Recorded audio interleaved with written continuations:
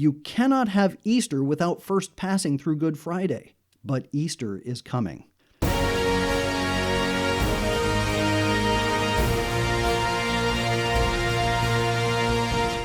Hello and welcome once again to the Lepanto Institute Podcast, Bold and Stupid Men. I'm your host, Michael Hitchborn. All right, it's the year 2017, the 100th anniversary of Our Lady of Fatima, and January has absolutely flown by.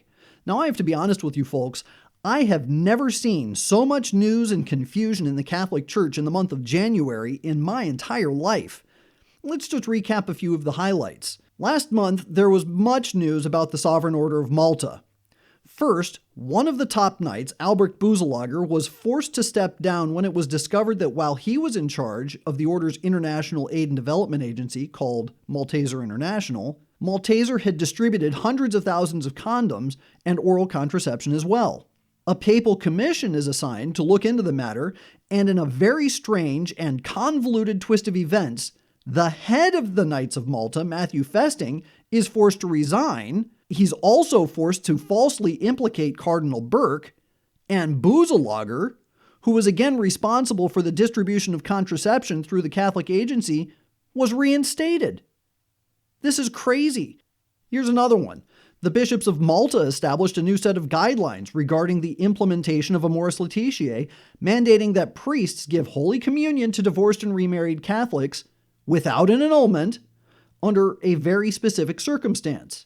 Here's what the document says, quote, if, as a result of the process of discernment, undertaken with humility, discretion, and love for the Church and her teaching, in a sincere search for God's will and a desire to make a more perfect response to it, a separated or divorced person who is living in a new relationship manages, with an informed and enlightened conscience, to acknowledge and believe that he or she are at peace with God, he or she cannot be precluded from participating in the sacraments of reconciliation and the Eucharist.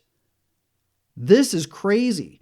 For one thing, someone who is living in a new relationship while still married to somebody else is automatically committing adultery. Furthermore, there is no way that they can have a sincere love for God's will and a desire to make a more perfect response to it while they're in a state of adultery. It's not possible.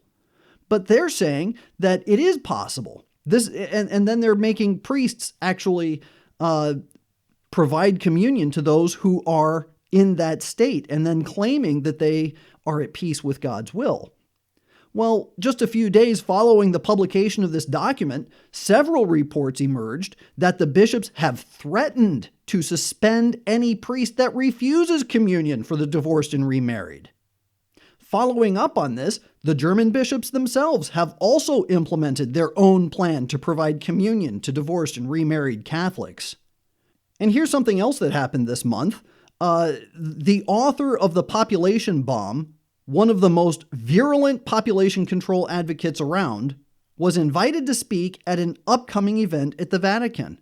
And then later reports showed that not only him, but several other major proponents of population control are going to be participating in this event as well. There's so much that's happened just in the last month that it seems as if the Church is falling down around us. But the fact of the matter is, as we approach the 100th anniversary of Fatima, we should expect things to get worse before they can get better. But they will get better. And this is the point of today's podcast. So many Catholics are confused, angry, afraid, upset, and exhausted by the seemingly endless parade of wickedness and impiety buffeting the Church. But we must not allow ourselves to be scandalized. Remember, our faith is not predicated upon social and societal outcomes, but upon the interior disposition of our souls. Do you love God? Then love His Church. Do you love souls? Then suffer them and their evils so as to be a witness to the truth.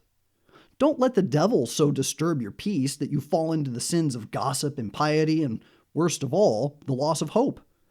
The devil is hoping that the wickedness taking place right now will cause you to sin. Don't let that happen. Here's one way of looking at it. The early church fathers have used the moon in their teachings to represent the Holy Catholic Church. If Christ is the source of all life and all goodness, is like the brilliance of the sun, and the moon, which produces no light of its own, reflects the light of the sun, in a similar manner the church reflects the light of Christ. But there's a lesson to be learned in the cycles of the moon. We notice each month that the light of the moon grows and diminishes. We call this waxing and waning. The church also waxes and wanes as grace and evil struggle over the souls of men. As the moon waxes, it appears bigger and brighter in the night sky. If we examine the darkness that was the persecution of the church in her infancy, we can see how the blood of the martyrs built the brilliance of the church. Throughout the centuries, many calamities have befallen the church, both in the forms of wars, persecutions, moral laxity, scandals in the papacy. And after each waning, there was another period of waxing. I think it's pretty fair to say we are in quite possibly the darkest time in the church's history. But as Fulton Sheen would always point out, it's always blackest before the dawn. Our glorious church will be brilliant once again. Here's another way of looking at it.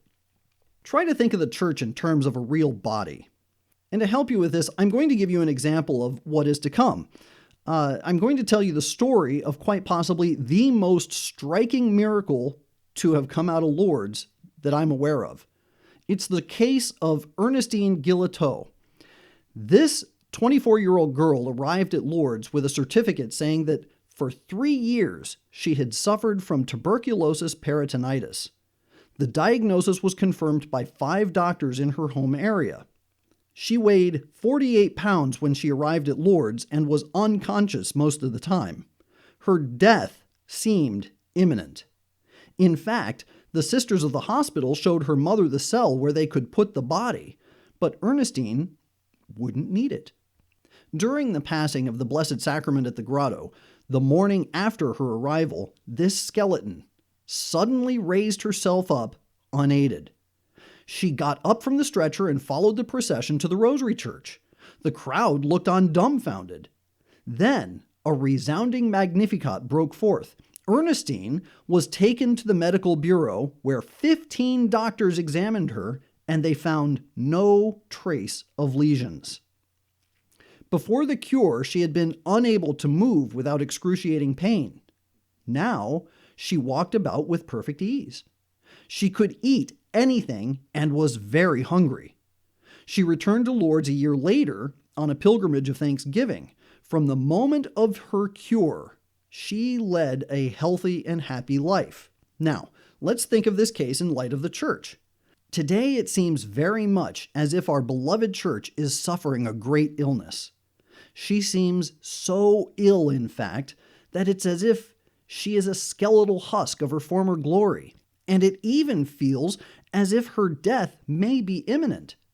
But as with Ernestine, our church will be miraculously restored and given new life with sudden and instantaneous vigor, and it will come through reverence and love for the Holy Eucharist. Here's one more thing I want you to consider. When Jesus walked on water to approach Peter in the boat, Peter cried out, "Lord, if it be thou, bid me to come out on the waters." And he said, "Come." And Peter, going down out of the boat, walked upon the water to come to Jesus. But seeing the wind strong, he was afraid. And when he began to sink, he cried out, saying, "Lord, save me." And immediately Jesus stretched forth his hand, took hold of him, and said to him, "O thou of little faith, why didst thou doubt?" And when they were come up into the boat, the wind ceased. My dear friends, the wind is whipping about around us, and we are indeed suffering. But keep your eyes on Christ and have faith that he is calling us to himself. Don't lose your peace over the things that are happening within the church. There is much work to be done, but you won't accomplish it if you are down and worried. Souls are at stake, so stand firm. Fight against the evils of the world, and as St. Padre Pio would say, pray, hope, and don't worry. We are suffering, and we will continue to suffer, but the suffering will not go on indefinitely. Be prepared for a very tough year. In fact, be prepared for a very tough couple of years. We don't know how long this present darkness and suffering will last, but what we do know is that it will end. And once it ends, God's glory will shine through. You cannot have Easter without first passing through Good Friday, but Easter is coming.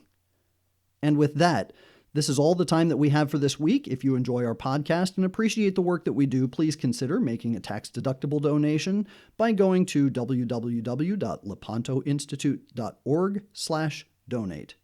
God bless you.